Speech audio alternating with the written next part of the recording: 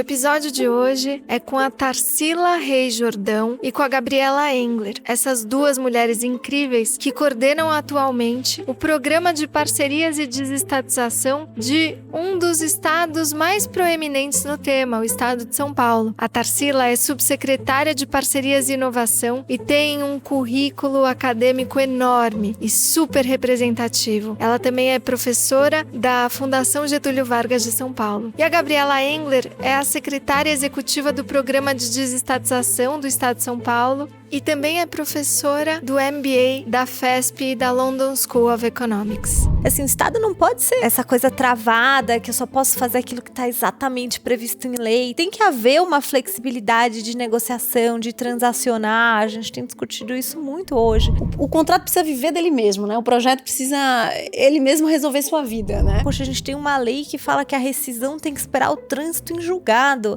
Será que o investidor sabe que isso são 10, 15 anos no Brasil?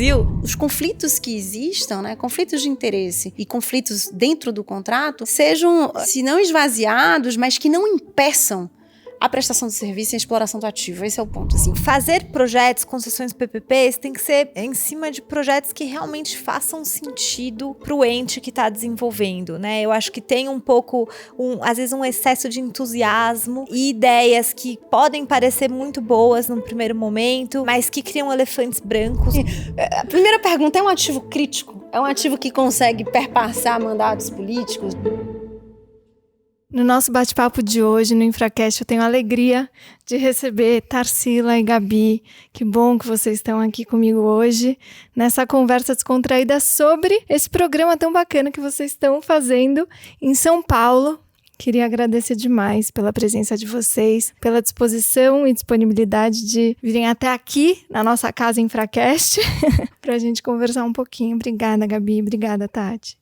Eu que, assim, agradeço muitíssimo o convite, o gentil convite, dessa vez ao lado aí da minha fiel escudeira, né? É um prazer estar aqui de novo para conversar um pouco sobre infra. Obrigada, Isa, obrigada pelo convite. Eu estou me sentindo uma convidada de honra, com direito até ao vinho. Então...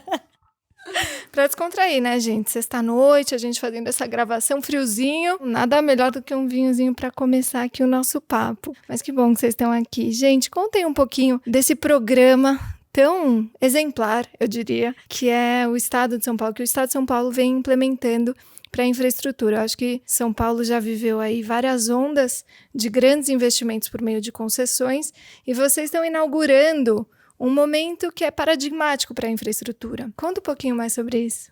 A gente pode colocar os termos do programa em algumas linhas de estratégia, né? Hoje a gente tem o desafio de estruturar, ao mesmo tempo, né, concomitantemente, 19 projetos com características bem distintas. Acho que a primeira linha estratégica de projetos de infra do nosso portfólio é a lógica de infras tradicionais, né? Quer dizer, rodovias, que é uma coisa que o Estado de São Paulo tem bastante experiência, e trilhos. E aí a gente pode discutir um pouquinho sobre os desafios desses dois setores mais tradicionais. Daí a gente abre uma porta de novas infraestruturas, que eu vou deixar para a Gabriela comentar um pouco mais, de projetos que não são de infraestrutura, digamos, de tarifa regulada, né, infraestrutura tradicional. Daí a gente tem também uma outra linha estratégica de portfólio que eu brinco, que eu chamo de projetos de liberalismo com rosto humano, né, que são as PPPs sociais, o projeto de PPP de escolas, né, que também vai dar um passo importante aí na pauta da educação. Você quer comentar um pouquinho sobre desafios da infra não tradicional? Quero. Só para adicionar um contexto, né? Quando a gente olha para a infraestrutura mais tradicional, no histórico dos projetos do Estado, elas tinham muita preponderância, né? Esses números eu brinco que eu sei de cor de tanto que a gente faz essa apresentação. Então, assim, de 41 projetos assinados, 75% são transportes, né, rodovia e mobilidade. E hoje, para o nosso portfólio futuro, que a Tarsila falou dos 19 projetos, esse percentual já se reduziu para algo em torno de 50%. Quantos bilhões investidos? São 150 bilhões ao longo do... E para o futuro uns espécie... 36 bilhões para esses 19 projetos. São 41 contratos assinados e 19 em estruturação. E aí eu acho que tem várias coisas que explicam essa mudança, né? Quando a gente olha para as rodovias, por exemplo, né, que é o principal programa do Estado, hoje o Estado tem praticamente aí metade da sua malha concessionada já, e acho que com ambição e VDM para aumentar mais, né? E quiçá fazer tudo. Só que a gente não consegue mais fazer isso com projetos do zero, né? A gente precisa ancorar essa expansão de malha concessionada em projetos existentes, concessões que vão terminando e que vão servindo de base, de fluxo de caixa para novas concessões que vão agregar novas extensões de malha. Pipa é um exemplo disso, né? A gente tinha um ativo que era Centrovias, que era pequeno, eram 270 quilômetros, mas que correspondia a 50% da receita de Pipa, né? Quer dizer, essa estratégia de junção de ativo maduro, que já tinha começado desde da quarta rodada que você participou bem, a incorporação dos novos trechos, isso foi um modelo que deu certo, né? Que assim, dá uma segurança, né? Enfim, de financiabilidade, segurança para o investidor muito grande. E agora, avançar nisso, né, pressupõe terminar as antigas, né, e várias delas têm situações que precisam ser equacionadas, tem embrólios, então tem um desafio grande nesse avanço, né, e é um caminho específico. E aí eu acho que não só por conta disso, mas esse é um dos elementos que levam o Estado também a olhar para outras coisas, né? E aí, quando esse olhar se expande, você começa a encontrar um monte de equipamento público que hoje está subutilizado, né? Especialmente os parques, zoológico, o ginásio do Ibirapuera, que é um projeto super diferente, né? Que é esse olhar, o Estado pegando coisas que geralmente ele gasta, mas que ele poderia gerar uma receita expressiva daquilo. Acho que do que a Gabi está falando, tem uma transferência de tecnologia de instrumento contratual, digamos assim. Quer dizer, o Estado de São Paulo aprendeu a fazer concessão com rodovia, depois expandiu, né, com mobilidade e tal, e agora está usando essa técnica, né, esse instrumento para ampliar, para utilizar para outros equipamentos, para outros ativos que ou eventualmente podem ser bastante assim, oferir receitas relevantes, ou simplesmente desonerar o Estado, né? Então, essa expansão acho que é bem interessante. Você olhar para concessões não só como geradores de receita, mas também como geradores de economias, né? Exato. E aí, esse ponto da tecnologia é muito importante, porque a gente passa a aplicar essa tecnologia e a enfrentar novos desafios, né? Então, a gente está acostumado a uma modelagem de concessões em que a remuneração do concessionário ela é regulada, né? Geralmente uma tarifa. E aí, nesses projetos, a gente está olhando para uma remuneração que é totalmente livre. O concessionário, inclusive, é livre para desenvolver o tipo de negócio que ele quiser. E aí, a gente está falando de um sujeito que pode ter expertise na administração de parques, mas tem espaço em alguns projetos para empreendimentos hoteleiros, para shopping. Então, é um novo negócio, né, com olhares de investidores não tradicionais, acho que isso também é, né, a mudança, e isso traz muitos desafios. O novo jargão é unidade geradora de caixa. Ninguém sabe exatamente do que se trata. Felipe Santos é a unidade geradora de caixa nesses projetos. Quer dizer, a lógica do que significa um projeto referencial vai ali na sua literalidade, né, maior. A gente não tem uma dimensão concreta do que de fato esses negócios serão, né? Mas aí... Isso tem assim, efeitos muito interessantes, inclusive na regulação contratual, né? Claro. E aí, como, né, para pegar aqui os seus jargões, eu gosto da Tarsila que ela cunha os jargões, né? Adorei. Como é que é a infraestrutura com a face humana? O liberalismo com o rosto humano. Essa é a nova... Liberalismo com o rosto humano. Adorei. E aí, né, nesses projetos que tem aí uma grande flexibilidade para que a iniciativa privada encontre as melhores respostas para o desafio que se apresenta e para ser uma unidade de geração de caixa, e pegando aqui o desafio de você ter mesmo um projeto estrutural para dar o ponto de partida para a concorrência, como é que a gente equaciona esse desafio? Conta aí. Eu acho que assim, são dois principais desafios, tá? O primeiro é você desenvolver um modelo base, né, que é basicamente olhar para aquele ativo, aquele equipamento que está subutilizado e pensar o que é possível fazer aqui, que eu, Estado, vou propor, mas que pode ser algo completamente diferente do que o futuro privado vai querer propor, mas eu tenho que fazer essa reflexão e isso é desafiador, então acho que o caso do Ibirapuera ilustra bem, né, que não tem uma vocação tão explícita como você tem no parque ou no zoológico, não tem vocação nenhuma, né, então assim, o que é possível fazer aqui? E aí teve todo um trabalho super bacana de pensar, né, um estudo de best uses, o que você consegue desenvolver aqui, é shopping, é flat, lá tem um item ali que é mandatório, que é uma arena multiuso de padrão internacional para 20 mil pessoas, mas mesmo essa arena tem inúmeras opções, possibilidades de destinação. Eu acho que esse é um desafio, e aí assim, você bota um modelo, desenvolve um modelo que ele é meramente referencial, né? E que o concessionário, quando entrar o licitante para estudar e o concessionário para explorar, ele pode fazer uma coisa completamente diferente, que é o que a Darcila estava falando. E aí, como que você compara? Assim, a licitação é por maior outorga, né? Então, esse modelo a gente tem, assim, tem garantido. A gente não faz uma análise técnica de proposta, né? O que a gente faz tem um conjunto de elementos obrigatórios, então no caso do Ibirapuera é a arena, mas em outros projetos... No caso do Zou, tem lá os investimentos mínimos, enfim, tem sempre uma parte que é investimento obrigatório e daí o resto... Mas o céu é o limite. Exatamente. Né? Então, eu brinco do céu não, né? Os parâmetros urbanísticos. É tanta discussão. Mas enfim, então tem isso, e aí tem o segundo desafio que a Darcila mencionou da regulação, sobretudo olhar para a matriz de risco com outros olhos, né? Quando a gente não tem uma remuneração regulada, a gente precisa rever a matriz de risco em vários sentidos. Então, para dar um exemplo aqui, acho que depois a Darcila pode dar outros, é a questão do risco de alteração tributária, né? Mudança de imposto, alíquota, enfim, que tradicionalmente é um risco alocado ao poder público, né? Inclusive por lei, mas que isso faz sentido. Por que essa alocação está na lei? Né? Porque o concessionário ele não pode transferir um aumento de imposto para a tarifa, né? O preço dele é regulado. Agora, quando você vai para esse outro universo de projetos em que a remuneração é, digamos assim, livre, por que o Estado vai ficar com esse risco? Né?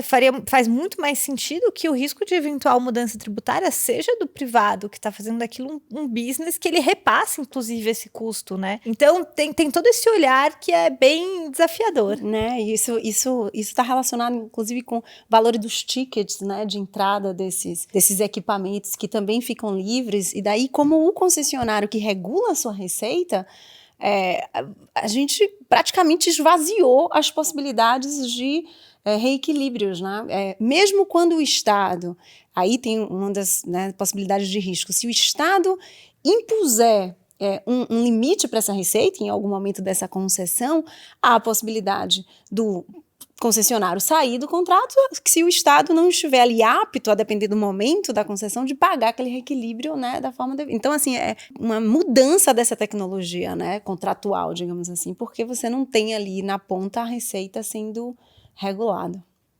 Gente, que interessante. Realmente é muito paradigmático, né? Acho que você colocou bem na sua fala essas fases da infraestrutura e como São Paulo foi se estruturando, né? Então, contando um histórico, e aí, por favor, vocês fiquem muito à vontade para complementar e mesmo eventualmente discordar, mas me parece que São Paulo teve aí uma maturidade que foi sendo ganhada com um programa tradicional, como você falou, trilhos e rodovias, né? Uma infraestrutura muito pesada, muito tradicional, grandes investimentos, e aos poucos também foi criando parâmetros de regulação e gestão contratual desses contratos que foram sendo conhecidos, aprimorados, inclusive foram aí ditando regra e parâmetros para outros contratos que foram se estabelecendo Brasil afora. E agora a década de 90 vai chegando ao final e esses contratos vão sendo renovados e com ele, como você falou, Gabi, um olhar, um espectro um pouco mais ampliado para poder identificar, inclusive, outras oportunidades e aprender com as experiências, cometer novos erros, né? Não aqueles já eventualmente, enfim, percebidos, e aí entrar de cabeça num novo paradigma que reflete, no meu ponto de vista, uma infraestrutura muito mais moderna, um olhar muito mais inovador para o que são as concessões, o que são as parcerias, com alguma flexibilidade maior e reconhecendo que o tempo, me parece, por favor, vocês me falem, o tempo não pode ser cristalizado num momento que é o momento da licitação.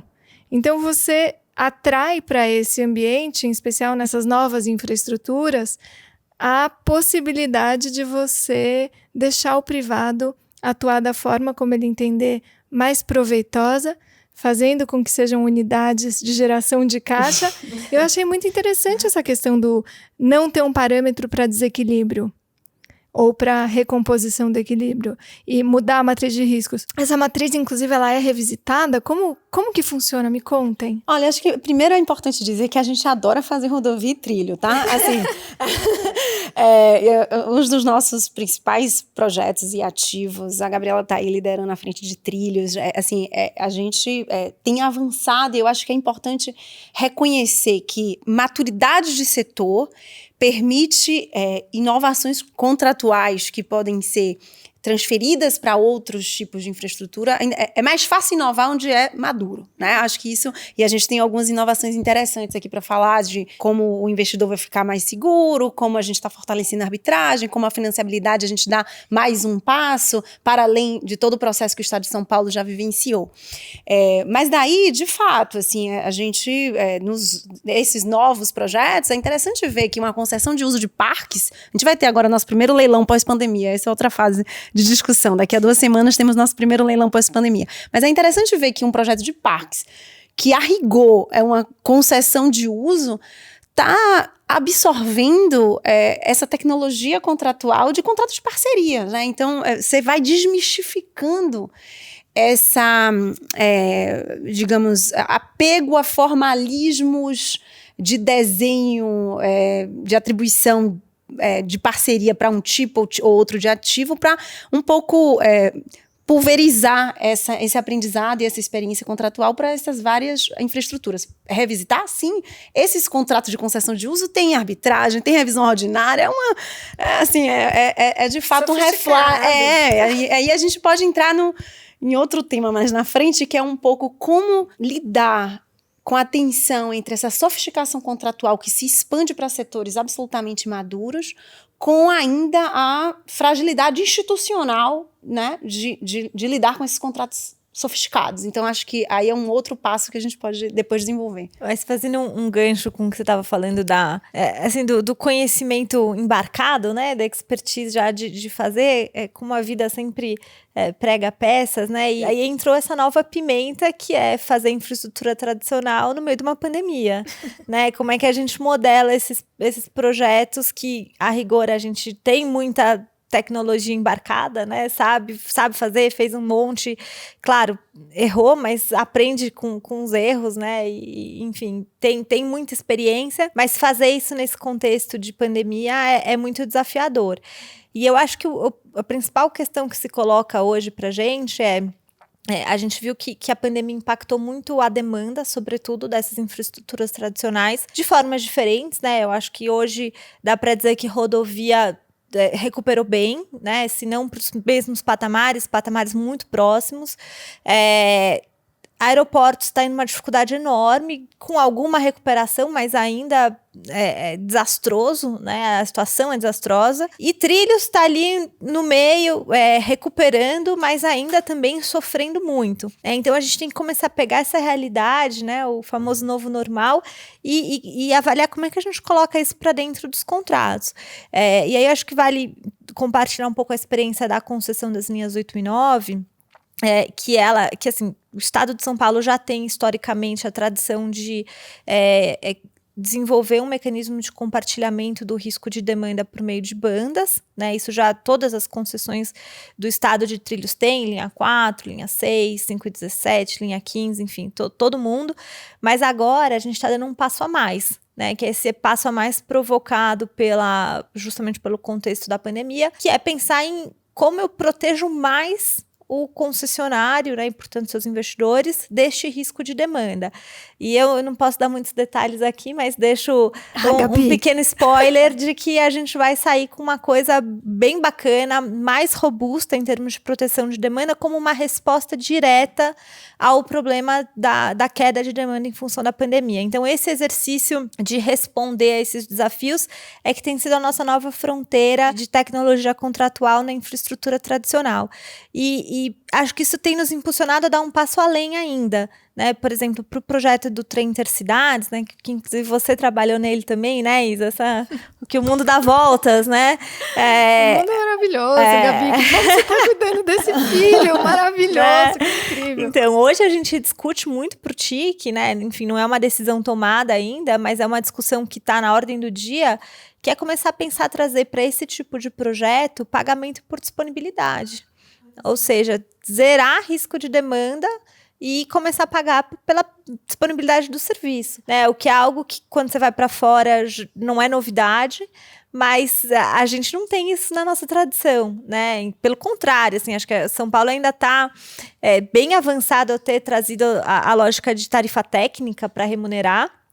Se você comparar com o Rio de Janeiro, que é a tarifa pública e tá um caos, mas ainda tem novas fronteiras aí a serem pensadas e essa é uma delas. Vamos ver. Queria talvez fazer um zoom aí, ampliar um pouquinho sobre esses desafios que a equipe toda, né, tem vivenciado para dar essas respostas à pandemia, né? Eu acho que a gente viveu, assim, tem vivido em alguma medida ainda a tempestade perfeita dentro do Estado e fora do Estado. O que eu quero dizer com isso? Dentro do Estado, porque esse mecanismo, por exemplo, que a Gabriela mencionou, de resposta direta ao futuro concessionário, ele é um exemplo de repertório que a equipe, você sabe que eu tenho uma equipe, né, de excelência, que a equipe tem para dar.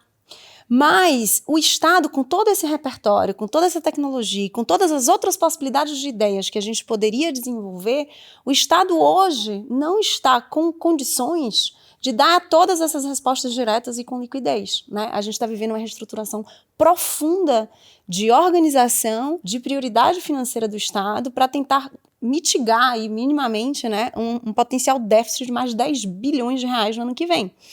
Então, assim, é muito desafiador ter que dar essa resposta, ter as ideias e não poder implementá-las. Acho que isso é um primeiro ponto, assim, de frustração, não diria frustração, mas de desafio. E aí, o segundo ponto de, assim, tempestade perfeita para fora do Estado é o ambiente de projeto, né? Porque a pandemia, ela criou não apenas o medo de como é que vai ficar a demanda, de como é que... Ela criou uma ansiedade em relação aos passos do projeto, né? E portfólio, você sabe bem, implementação de cronograma é algo que vai transmitindo, comunicando para o mercado quando ele deve agir, quando ele deve começar a gastar dinheiro, quando ele deve começar a contratar seus consultores, como é que ele se organiza em relação à competição de projetos em escala global. E a gente teve que lidar com como é que eu faço para manter um ambiente minimamente saudável para o projeto, né, para os projetos, e ao mesmo tempo não ser, digamos, leviano em relação a prazos, né, comunicar de forma que garantisse a credibilidade do programa. E o que a gente tem feito, e isso é uma coisa assim reverberada para toda a equipe que fala sobre os projetos e tal, é ser muito cauteloso. Assim, é um pouco o passo da modéstia de dizer eu não sei quando o projeto será lançado. A gente está trabalhando, tá avançando tecnicamente, mas eu não sei, porque eu não tenho como saber, e é isso. Isso foi um processo difícil para um grupo de pessoas que estava muito dedicado a soltar os projetos e com uma tônica de discussão muito intensa com o mercado. Então, essa discussão continuou, mas uma discussão que era sempre irrigada desses momentos de frustração por não podermos dar as respostas que às vezes as pessoas querem ouvir, né, para contemplar aí a ansiedade, mas a gente não contemplou. Agora que sabemos mais os nossos cronogramas, a gente está dizendo bastante. Mas eu acho, enfim, super corajoso você ter implementado esse diálogo tão próximo do mercado, mesmo sem ter as respostas. Isso é uma sinalização muito importante, né? Eu acho que você teve aí a coragem, o pioneirismo de fato, né? Nesse programa que vocês aí estabeleceram 2 mulheres incríveis, fazendo até aqui uma propaganda do InfraWomen, representado por essas maravilhosas. Não, mas de fato, é muito corajoso você dar a cara a tapa, falar, estamos recebendo o mercado, queremos ouvir o que vocês querem, o que vocês têm de ideia, como que a gente pode implementar melhores projetos, sem de fato ter uma resposta e ficar, inclusive, apegado a essa resposta. Então, se abrir mesmo para o que o mercado tem para dizer e ouvir o que o mercado tem para dizer para se programar, se planejar e lançar no momento certo. Mas, de fato, isso dialoga, inclusive, com uma tônica sobre a qual a gente sempre conversa, que é a tônica dos tempos eleitorais, dos ciclos políticos e dos ciclos de realização de contratos e projetos de infraestrutura que se maturam aí no longo prazo. Então, eu acho que isso é muito aderente a esse reconhecimento. Eu acho que tem um resultado que eu diria bastante extraordinário desse momento do Estado de São Paulo, que em plena pandemia conseguiu assinar um contrato cujo investimento de 15 bilhões de reais, uma outorga fixa de 1,1 na cabeça, né? Assim, quantos por cento de ágio?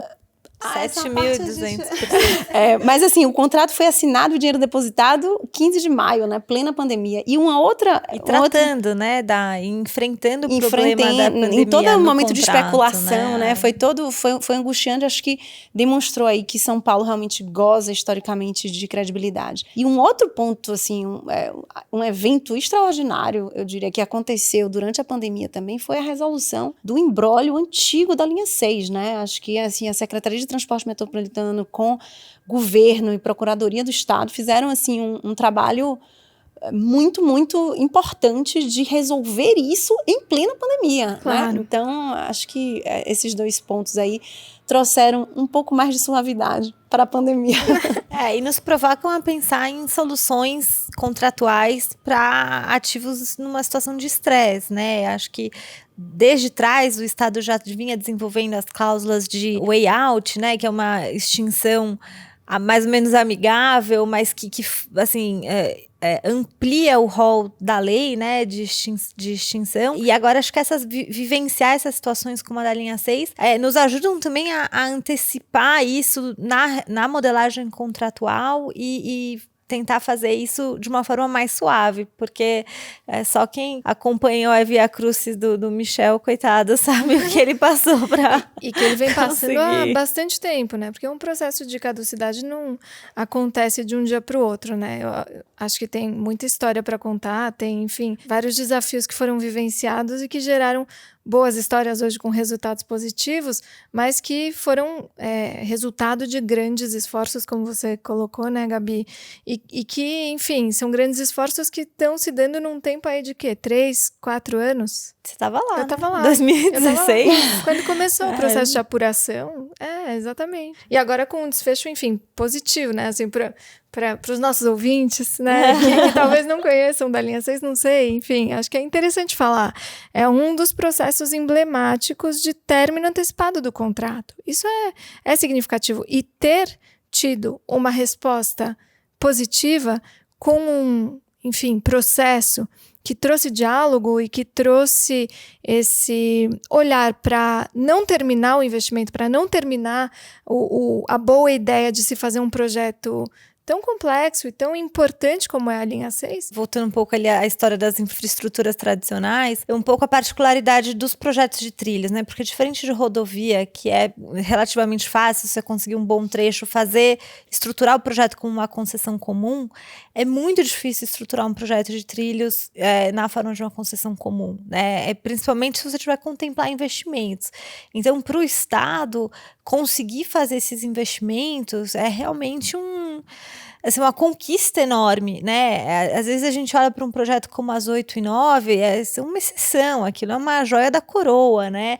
Não é a realidade de trilhos no mundo. Então, tem esse desafio adicional que, em regra, é um setor que requer dinheiro público também. Para quem não conhece, a Joia da Coroa é mais de 1 milhão de passageiros dia, né? Um projeto cuja demanda, mesmo em momentos difíceis, né, de estresse, assim, é muito resiliente. Então, a gente aposta muito nesse projeto. Tem uma equipe aí excelente, dedicada. A Gabriela está liderando. É um ativo que a gente tem muita expectativa, né, do mercado e do governo em relação a esse leilão. Aguardo. Eu também. Ô, gente, falando em linha 8 e 9, um conceito que foi aprimorado, que a Tati, inclusive, participou de forma muito protagonista da concepção no estado de São Paulo, na época você estava pelo Banco Mundial, que é o acordo tripartite. Né? Nas linhas 8 e 9 ele tem uma configuração diferente do que foi Centro-Oeste Paulista, que é Entrevias, né? Que já foi aprimorado também para o Pipa e que também tem reflexos aí bem interessantes para 8 e 9, né? Olha, eu acho que é importante talvez falar de alguns exemplos de passos de aprimoramento de financiabilidade, né? Assim, acho que o Estado de São Paulo tem dado esses passos, e a gente está no esforço aí de continuar nesse sentido. Acho que no caso voltando para a rodovia Pipa, a entrada, né, de um investidor internacional do Fundo Soberano é uma resposta depois de vários projetos disso. A gente agora está reforçando a arbitragem, colocando como extinção rescisão, utilização de arbitragem também para rescisão, por exemplo. A gente está colocando ordem de financiador prioritário para todos os casos, exceto caducidade, incluindo e dando passos de aprimoramento nas regras de indenização também, por exemplo, incorporando a outorga fixa em praticamente todos os casos, exceto caducidade. Então, assim, tem vários pequenos elementos, acho que a Gabi pode falar de outros, se você quiser colocar, você já deu uma... Mas é isso, acho que isso toca um pouco numa discussão que está muito presente, né? Você também tem bastante envolvimento com o CIDIA-Lei, então acho que essa discussão está... eu participei do último evento, converso muito com o Norman, que é essa história da participação do investidor estrangeiro. Excelente a sua entrevista para o Norman, Gabi, parabéns. Obrigada. E aí, como a Tarsila falou, a gente inaugurou essa etapa, né, esse novo horizonte em Pipa, com a entrada do GIC, o Fundo Soberano de Singapura, junto com o Pátria, que já tinha sido também uma quebra de paradigma, né, com vocês lá em 2016 na Entrevias. E eu acho que de fato é uma nova fronteira, aí olhando, né, não nas fronteiras de projetos, mas na fronteira de investidores, que é buscar esse capital, né? Então, o que fazer? E eu acho que isso aqui que Tarsila listou são as nossas iniciativas, tem tudo isso e talvez o mais importante que a gente também já mencionou aqui, que é a comunicação disso, né? Porque às vezes não basta você ter a ideia, botar no papel, mas é importante que você explique isso, né? Então, acho que o exemplo da rescisão é um que, para mim, é muito marcante, né? Porque, poxa, a gente tem uma lei que fala que a rescisão tem que esperar o trânsito em julgado. Será que o investidor sabe que isso são 10, 15 anos no Brasil? E quando você cria um mecanismo, olha, aqui eu vou admitir, aí acho que nesse ponto a gente merece, assim, tem que aqui reconhecer o mérito da PGE também, de estar na vanguarda dessa interpretação e de apoiar esse entendimento de novidades, né, dessas novas fronteiras, mas, enfim, trazer para cá, por exemplo, a possibilidade dessa rescisão se dar pela via arbitral. Isso, do ponto de vista do investidor que está avaliando ali o risco do projeto, é absolutamente relevante, né, mas é uma virgulazinha no contrato, né, então ter essa comunicação, fazer essa troca, acho que fazendo a ponte aqui com uma outra coisa que a Tarsila falou, transmitir essa serenidade de que, olha, eu também entendo o seu tempo investidor, né? Respeito pelo tempo, né, de projeto, assim, acho que isso está um pouco mais consensualizado, assim, ou pelo menos há mais frontes de resistência e de capacidade de explicar que é importante ter tempo para projetos, né? Acho que isso a gente ouvia coisas do tipo, a fronteira tá fechada, né? Como é que a gente vai estudar? Esse foi o momento do tempestade perfeita, né? Porque aí fica uma especulação, não vai ter mais projeto, vai ter projeto quando? Vai ser...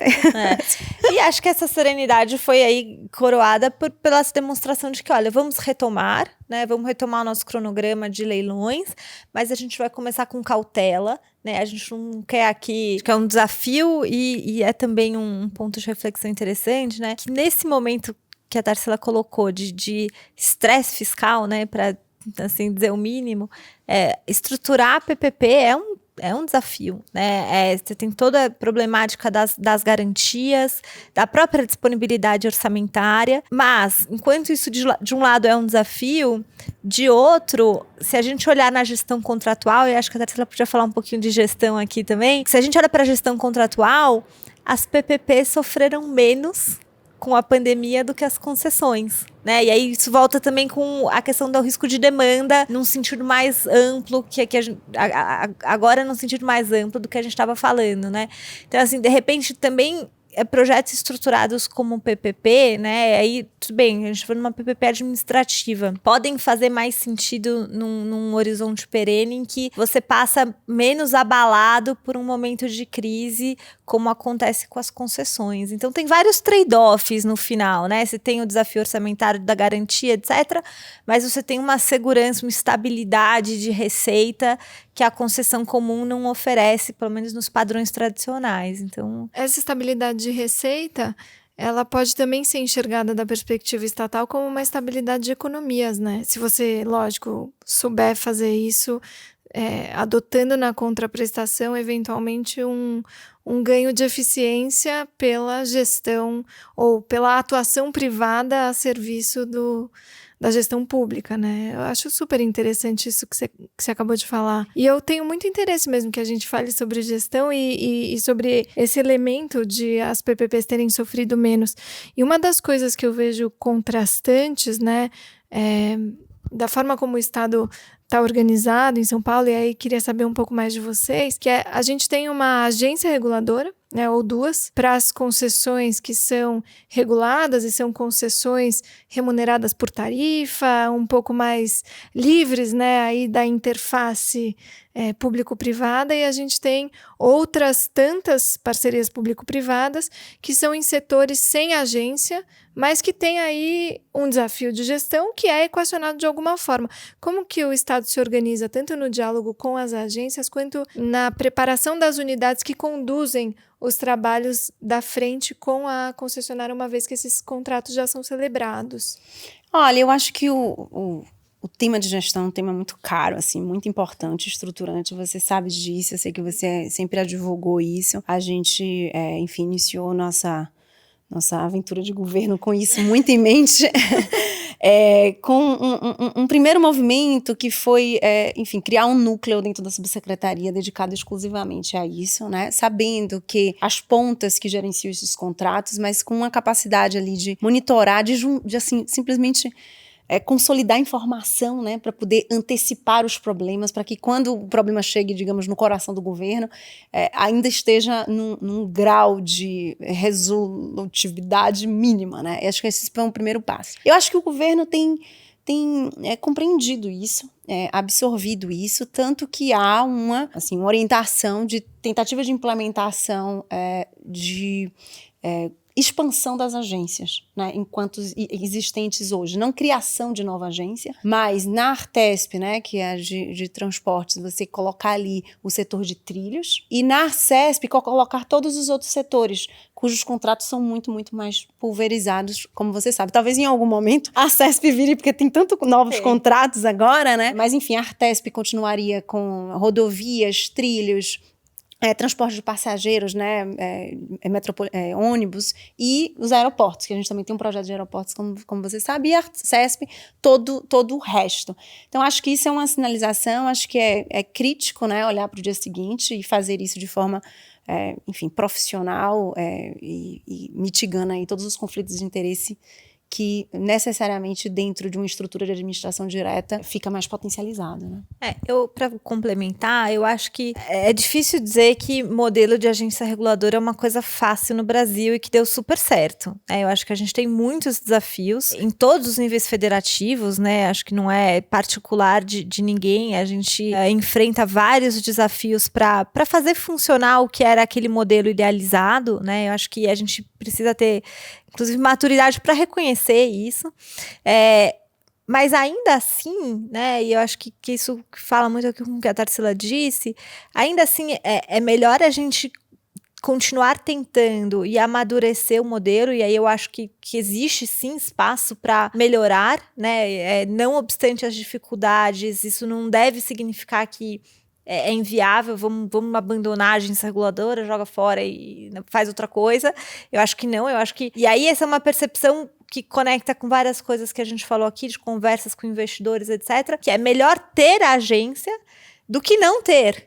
Né? E muito assim desse movimento de colocar dentro das agências todos os outros contratos, independentemente do setor, é uma resposta a essa necessidade. O investidor, ele quer uma gestão institucionalizada, né? E eu acho que a agência traz isso. Então, o que se coloca agora para a gente é um desafio de melhorar, né? De corrigir os erros, de tentar fazer as adequações necessárias, mas eu acho sim que é um avanço isso, acho que vai ter muito desafio, não vai ser fácil. Eu não quero dar um olhar poliana aqui, mas que isso certamente é melhor do que essa gestão dispersa, pulverizada. Né? Então, assim, tem havido muita polêmica em torno desse assunto, né? Muitas críticas a esse movimento de São Paulo de promover essa ampliação do escopo das agências.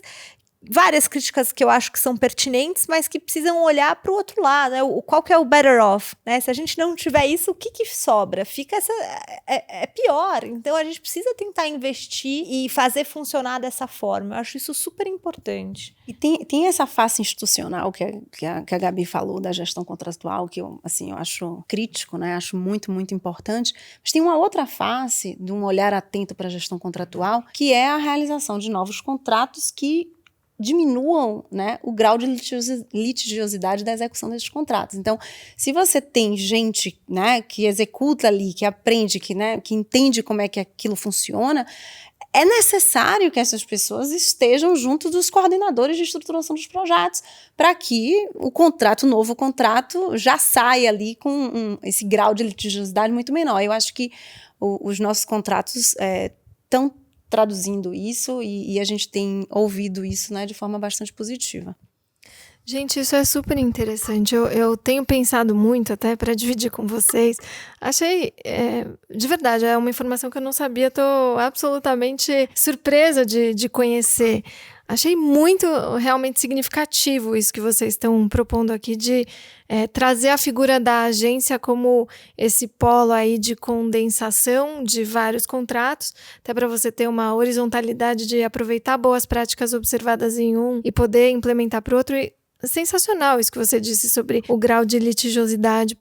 Eu tenho pensado, né, voltando, sobre o quanto a figura do verificador independente, que tem nos contratos de São Paulo, né, nesses mais esparsos, que não tem a figura da agência, poderia não ser um fiscalizador, mas sim um agente que poderia fazer com que as partes chegassem no meio do caminho, partindo da máxima de que um conflito que se estende e que sustenta duas posições antagônicas, seja A contra Z, possa se resolver numa tentativa de conciliação para que se chegue a M, a um ponto médio que não é nem A nem Z, mas que não custa tanto do ponto de vista transacional e do ponto de vista efetivo mesmo, porque o conflito custa, né? Ele custa reputação, ele custa, enfim, uma mancha, né, em todo o panorama positivo do Estado ou mesmo da concessionária, nessa atração de investimentos, e ele custa de fato porque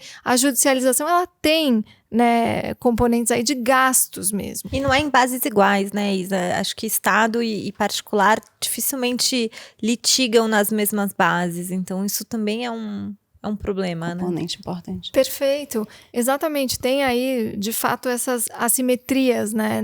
Gostei de como você falou, Gabi. Acho que o verificador independente, ele tem um benefício que é conferir alguma automaticidade para a execução contratual. Né? Quer dizer, que a gente não fique em suspenso, ele consiga ali fazer a roda girar, ainda que as partes estejam, assim, em desacordo, ok? Normal da vida, né? Mas aí daí a forma de de resolver esse potencial conflito, eu acho que, de novo, a tecnologia contratual tem nos permitido aí tem várias estruturas, comissão de conflito, forma de informação, meios de informação anterior, posterior, enfim. Mas acho que vale aproveitar, acho que esse é o ponto, assim, todas essas estruturas, esses institutos e esses atores, para que os conflitos que existam, né, conflitos de interesse e conflitos dentro do contrato, sejam, se não esvaziados, mas que não impeçam a prestação de serviço e a exploração do ativo. Esse é o ponto, assim. E aí os problemas ficam na sua esfera de ser resolvidos na hora certa, mas sem brecar, sabe? Assim, acho que esse fardo regulatório, que inclusive é um dos desafios das agências, o verificador pode ser um ator que o reduza, ou pelo menos dê ali uma diluída, né, nesse fardo regulatório. E nesse papel que você descreveu, né, que pode ser do verificador em algumas circunstâncias, mas pode também ser desempenhado por outras unidades, por exemplo, dispute boards, ou também comissões de resolução de litígio ad hoc, né, assim, que é um dispute board expandido, né, não só para questões de engenharia e de obra, mas que possam resolver, discutir coisas de outras naturezas. Eu acho que essa é uma das novas fronteiras que a gente tem discutido muito no Estado. Eu acho que tem vários desafios associados.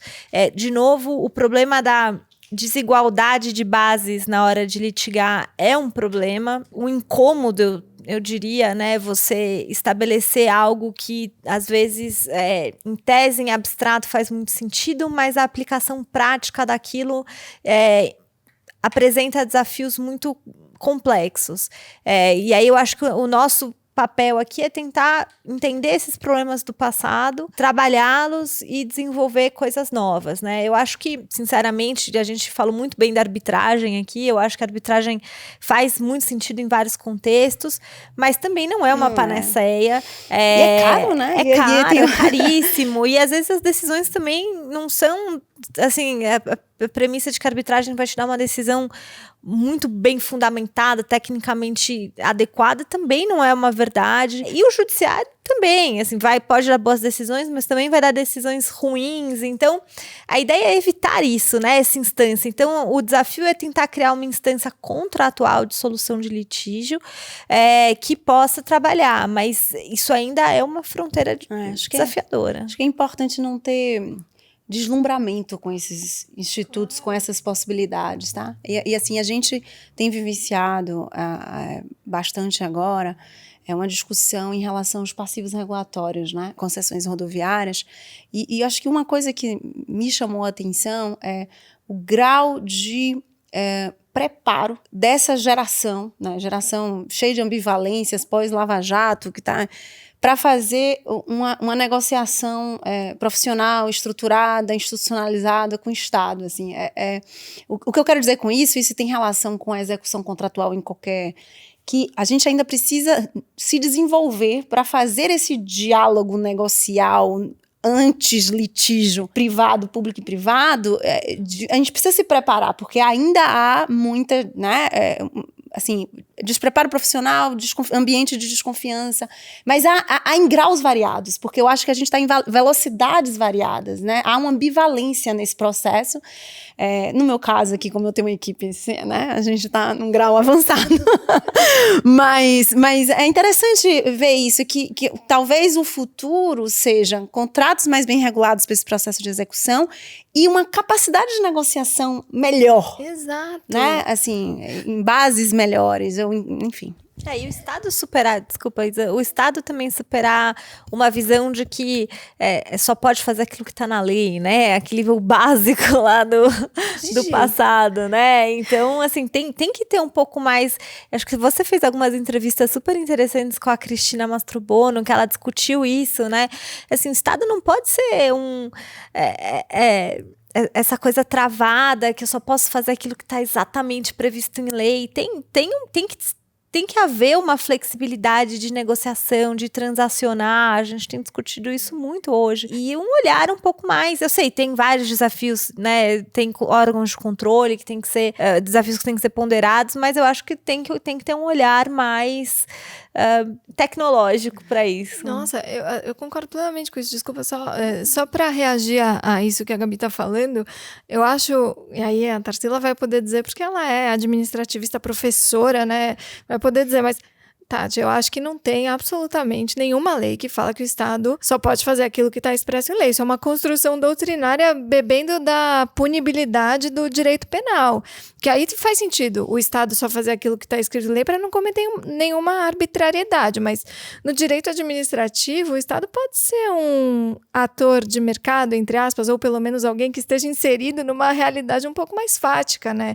Essa é a minha visão, claro, mas assim... Não, assim, eu concordo plenamente. Acho que esse braço mecânico do Estado, essa interpretação do princípio da legalidade como algo estrito acho que não é, pelo menos, a interpretação que eu compartilho. Mas eu acho que para avançar nessa interpretação, para difundi-la, para ressignificá-la de alguma forma, com alcance maior, a gente talvez precise atacar um problema mais estrutural, que é um problema de linearidade de nossa formação acadêmica e profissional. Absolutamente. Né? Quer dizer, quando você tem uma formação acadêmica que é estrita ou dogmática ou sem multidisciplinariedade, e depois você ou entra num estágio, num escritório e fica lá para a vida toda, ou passa tanto tempo no concurso e depois fica...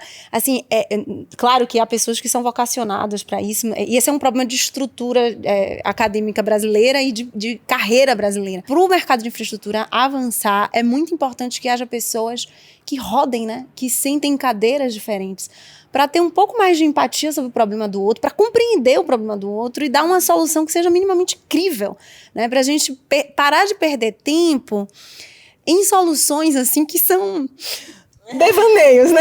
Assim, lúdicas, assim, são devaneios que assim, não vão acontecer. E para saber isso, não é um problema de capacidade, né? É um problema de experimentar essas outras cadeiras.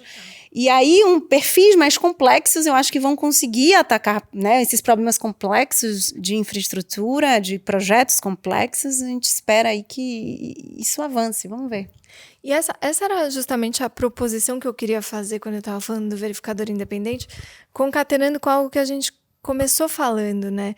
E que tem a ver com essa sua proposta, e a sua também, Gabi, que eu preciso ter esferas de composição e de negociação, e a gente falou muito rapidamente sobre equilíbrio econômico-financeiro, mas tem outras propostas sobre isso, mas a gente precisa rever as nossas esferas de negociação antes que isso se torne um conflito, justamente pegando essa ideia de que o conflito é muito custoso. Então, fortalecer esse diálogo efetivo, em que as duas partes elas se comprometem com um resultado que não é o que inicialmente cada uma delas estava esperando originalmente, é o que pode, de alguma forma, culturalmente mudar esse ambiente de litigiosidade que a gente está inserido, né? E eu acho que, enfim, esse bate-papo aqui ele foi sensacional. E aí uma proposta, ou talvez uma questão para a gente refletir, é como a gente se construiu na base do litígio, do contencioso administrativo e também judicial sobre os desequilíbrios e as recomposições do equilíbrio econômico-financeiro, que vocês aqui estão trazendo uma ideia mais moderna para isso nos novos contratos. Eu acho que isso é inusitado, enfim, surpreendente, vai mudar e abalar as infraestruturas. Eu acho isso sensacional, que é você poder justamente adequar o olhar da gestão para aquilo que realmente se apresenta por uma proposta do parceiro privado e que eventualmente vai condensando e contemplando revisões mais negociais do que parametrizadas numa coisa que talvez não é de se parametrizar, não se cristaliza. E aí ter um verificador independente ou a agência num papel de neutralidade, entre aspas, né, pelas questões todas que você bem explorou aqui, eu acho que pode trazer esse olhar de inaugurar uma nova infraestrutura. Mas eu só tô aqui devaneando, né, Tarsila? Como você gosta de falar, Tati? Olha, eu acho, Isa, que esse processo precisa ser um processo do início da estruturação, né? Assim, as pessoas precisam dialogar com o mercado com tem que ser um hábito trivial, né? Algo banal, ordinário, para que haja não adianta dizer, não, eu vou regrar aqui, é risco meu. E aí? Tipo, devo, não nego, pago quando o Estado puder, assim, não vai resolver o problema do conceito. Quer dizer, essa compreensão do que é risco que precisa ter resposta líquida, enfim, o reequilíbrio que tem que ser automático, há um reequilíbrio que nos primeiros anos do contrato precisa ter resposta, né, imediata, porque senão acabou, não adianta, ou não dá para ter prazo, reequilibrar por prazo nos primeiros 5 anos do contrato. Assim, são esses tipos de regras que são discutidas e compreendidas se você entende qual é o outro lado. Não sei se a Gabi tem... Para fazer um complemento importante, né, uma das reflexões que o Estado tem feito aí de forma bastante consistente e sistemática é na questão do reequilíbrio financeiro, né, em dar liquidez aos desequilíbrios. Então, reconhecendo que talvez a prática mais comum de constantemente reequilibrar os contratos por prazo nem sempre é algo que faz sentido. Claro, tem o caso concreto, mas enfim, não é algo que pelo menos não faz sentido do ponto de vista da lógica econômico-financeira, né? Então, a gente olha, por exemplo, em PIPA, né, em que você tem a estrutura de uma conta vinculada, que reserva recursos justamente para fazer frente a um pagamento, para dar liquidez a um eventual desequilíbrio. No caso dos trilhos, também a gente trabalha com buffers na tarifa, né, com acréscimos que dão esse efeito de caixa, né, esse efeito de liquidez ao reequilíbrio. É muito importante. E a gente aprende isso muito pela equipe multidisciplinar. Tarsila montou ali um Dream Team eu aprendo demais. Engenheiro, economista, enfim. É um ambiente muito plural do ponto de vista da formação das pessoas e também do diálogo com os investidores, né? Que olha, não dá para ser dessa forma, a gente precisa ter um pouco mais de liquidez nesse ponto.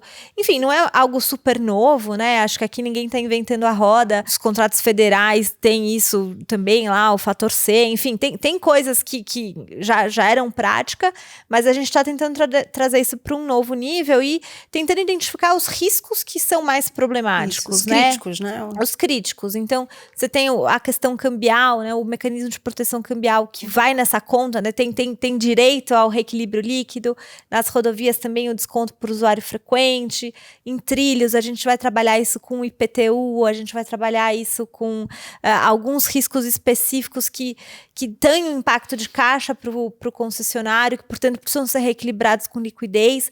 Então, acho que isso tudo vai... Rodovia do litoral, agora que tem um mecanismo de proteção de demanda que é quase uma renda fixa que você consegue ali ter, né? Vai gerar um conforto de financiabilidade. Acho que a gente vai... Aeroportos que fundos de pensão dos professores do Canadá, né? Ficarem confortáveis em licitar num projeto desse. Sensacional. Aeroportos que tem os estoques de compensação também para facilitar os reequilíbrios, né? O próprio contrato, o contrato precisa viver dele mesmo, né? O projeto precisa ele mesmo resolver sua vida, né? É um pouco isso, porque assim, depender do Estado, enfim, de outras circunstâncias, né, que o Estado tem que olhar, fica muito mais arriscado, né? Muito mais difícil. Adorei essa frase, que o contrato precisa depender dele mesmo. Eu achei sensacional. Mas isso dialoga com a atenção institucional, né? Que eu tava, assim, não é... Enfim, não é à toa. Carreira solo não dá também, né? Precisa ter um respaldo institucional. Claro. Não, mas você trazer mecanismos contratuais para achar soluções importantes para dar credibilidade para o projeto, atratividade e respaldo para o financiador é sensacional, né? Que ele olha, de fato, para as receitas potenciais geradas e como isso pode ser apropriado e servir eventualmente de um colchão e, enfim. E nessa toada, os contratos de São Paulo, que datam aí da década de 90, também geram uma riqueza interessante, né? Ainda mais nos tempos atuais, que são os dados, né? Eu queria saber como o São Paulo está fazendo para lidar com os dados gerados no passado. Eu sei que a Artesp tem, né, um centro de controle de informações, enfim, tem também áreas de planejamento importantes no próprio estado, mas essa é a riqueza da nova geração, da infraestrutura 2.0, 3.0, 4.0, não sei já em qual ponto zero a gente está, Mas como vocês veem isso dos contratos passados e como vocês estão modulando isso para os contratos futuros? Talvez dados mais específicos, né, de operação e tal, não é algo que está tanto no nosso radar. Mas o que eu diria que a informação mais importante que a gente consegue ter desses projetos que estão terminando e os que já terminaram é você saber a geração de caixa daquele ativo, né? Você consegue estabelecer com clareza isso. Claro, tem, enfim, outras variáveis, mas você consegue, a partir daquilo, e é um pouco do que eu falei no princípio, ambicionar a expansão do projeto baseado naquele fluxo de caixa, né? Então, se a gente estiver falando sobretudo das rodovias, é você pegar aquele fluxo de caixa, aquele ativo, e saber o potencial de geração de caixa daquilo e o quanto que aquilo pode ser expandido para absorver outras malha que hoje não está concessionada, né? Acho que tem muito conhecimento em relação à elaboração de projetos de investimento, né? Então, a experiência da Artesp, né? E acho que aí a Renata até tem muito mais, já sei que já veio bastante aqui, mas vai vir mais, a gente pode fazer cadeira cativa. Ela é super cadeira cativa. Vocês também, gente, a gente tem que fazer um saia justa aqui. Olha, ia ser bacana. Mas só para concluir, acho que a Artesp usando hoje a tecnologia BIM para poder administrar a questão dos projetos. Em trilhos também isso já está sendo introjetado. Então, acho que isso não é necessariamente em cima do aprendizado passado, mas é um olhar de, olha, eu sei o tamanho dessa bucha aqui, eu preciso me ferramentar bem para lidar com isso daqui para frente. Então, acho que tem um pouco desse aprendizado também. Nessa parte da, digamos, condensação de dados mais micro, de arqueologia de como esses projetos, né, acontecem, acho que é uma das funções também dessa coordenação de gestão dos projetos, de fazer esse compilamento de dados. Nossa ideia é colocar tudo isso na plataforma lá da Subsecretaria de Parcerias, para que, enfim, todas essa, como se fosse uma due diligence a priori, né? Quando você voltar a estudar esses contratos, você ter toda a parte burocrática ali prevista. Acho que isso é um passo importante para o Estado, né? E avançar para uma...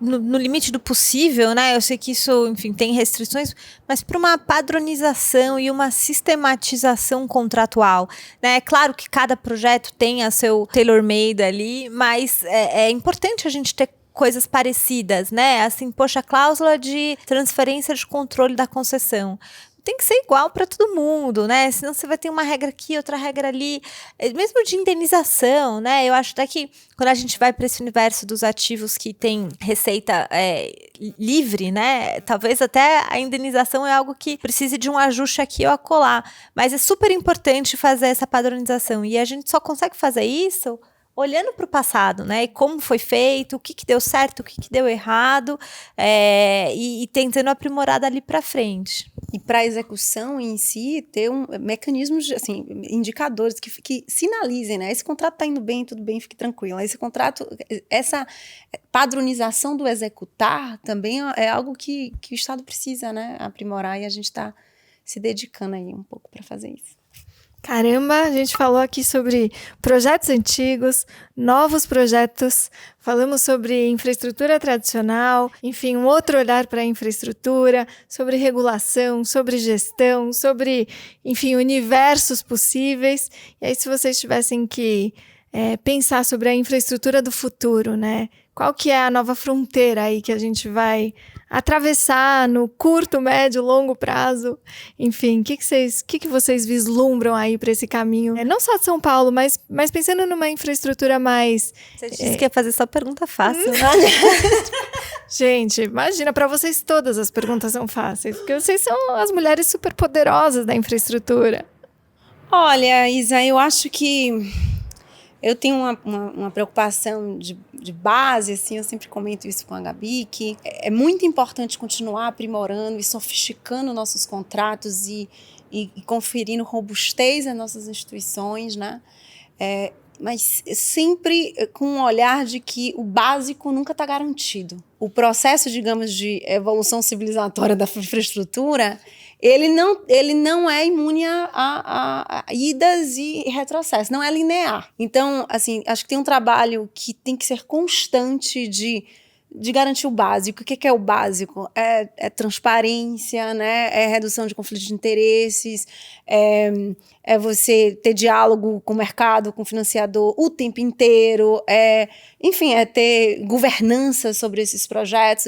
Esse básico tem que estar sempre em atenção. Eu acho que, eu vejo com assim, o lado da ambivalência positiva, uma expansão do discurso e da quantidade de gente, do alcance de pessoas que compartilham, né, esse básico e que tentam implementar ali nos seus micro-universos. Uma outra coisa positiva que eu vejo também, agentes que estão cada vez mais aprendendo a fazer projeto e querendo fazer novos projetos, né? Você tem aí uma gama de pessoas assim, se preparando para dar frente ao déficit de infraestrutura que a gente tem no país. Eu adoro fazer projeto, então assim, ver essa expansão é muito positivo, e isso vem junto com atores os tradicionais estruturadores, colocando, né, mais gente, mais equipe para poder fazer, e novos estruturadores entrando também. Mas tem que sempre ter atenção, a gente tem que sempre tá com alerta sobre garantir o básico, porque assim, segurança jurídica não pode ser um discurso vazio, né? Acho que isso... Eu acho que até nessa mesma toada, e algo que a gente conversou antes, né, como concessões e PPPs deixou de ser alguma coisa associada a um posicionamento político, ideológico, né, e passou a ser algo amplamente difundido, independentemente do espectro político ali, onde o ente federativo está situado. Então, isso eu acho que é um novo patamar já de futuro, né, uma ampla difusão dos projetos. Mas aí eu acho que fica o meu alerta, né, que é um pouco o básico, uma outra vertente do básico, que é assim, fazer projetos, concessões PPPs, tem que ser em cima de projetos que realmente façam sentido para o ente que está desenvolvendo, né? Eu acho que tem um pouco, às vezes, um excesso de entusiasmo e ideias que podem parecer muito boas num primeiro momento, mas que criam elefantes brancos. Eu acho que a gente pode falar com bastante franqueza o caso dos estádios, né? Assim, a gente fez um monte de PPP de estádio que tá lá abandonado, né, não serviu para nada, gastou um dinheirão. A gente pode ter muitos estádios, né, assim, no sentido mais do gênero, e muitas pequenas espécies desse mesmo tipo de projeto para frente, e eu acho que esse é um cuidado que a gente tem que ter, é o ponto do alerta, né, não perder todo esse básico da estruturação, mas o norte de que, olha, faz sentido fazer concessão em PPP para um determinado conjunto de coisas, né? Mas assim, eu lembro de, poxa, sei lá, mais de 10 anos nesse negócio, eu ouvi já umas ideias, gente, muito sem pé nem cabeça, entendeu? Tem que ter, assim... Essa parte das ideias, isso é uma coisa que eu falo dia sim, dia não. Vou botar uma placa lá na subsecretaria, estamos fechados para novas ideias, assim, porque não é possível... Né, assim, as pessoas têm muitas ideias, né, assim, a primeira pergunta, é um ativo crítico? É um ativo que consegue perpassar mandatos políticos, né, é algo que não tem coloração, né, tem usuário, né, o usuário precisa reflete disso, uma política pública, isso é a pergunta número 1, né, mas as ideias, assim... As pessoas têm muitas ideias. Não basta ser uma boa ideia, tem que ser uma oportunidade de negócio, né? Tem que ser uma oportunidade também de ganhos, né? Enfim, públicos e privados. Porque são recursos que vão, mas tem uma coisa de energia de recursos humanos, né? Você dispersa pessoas que deviam estar ali focadas para resolver um problema, enfim, para dar vazão a uma carteira importante, e aí tem que ficar dando conta das ideias. Não dá, né? Mulheres superpoderosas, eu adorei o nosso bate-papo. Esse tem que ser o primeiro. Na verdade, a Tarsila já é figurinha carimbada. Arroz de festa, ainda bem. Mas eu quero que a gente tenha esses encontros constantes, porque realmente eu aprendo demais com vocês. Muito. Foi muito gostoso, além de muito instrutivo, inspirador. Que vocês continuem fazendo esse excelente trabalho. Obrigada por vocês terem contado todas essas histórias maravilhosas no Infracast. E as portas, óbvio, estão sempre abertas. Eu adorei. Muito obrigada. Nossa, obrigada, Isa. Também achei ótimo, adorei o bate-papo. E aí, na próxima vez, você traz uma cachaçinha de Minas pra gente. A próxima vez vai ser em Minas, Gabi. Isa, muito obrigada, né? Mais uma vez pelo convite, é muito gentil, é sempre um prazer conversar sobre infra e com você, né? Ai, que fofa. Vamos fazer um brinde, né? Claro. Eu vou ter que brindar aqui com o seu copo. Um brinde, saúde.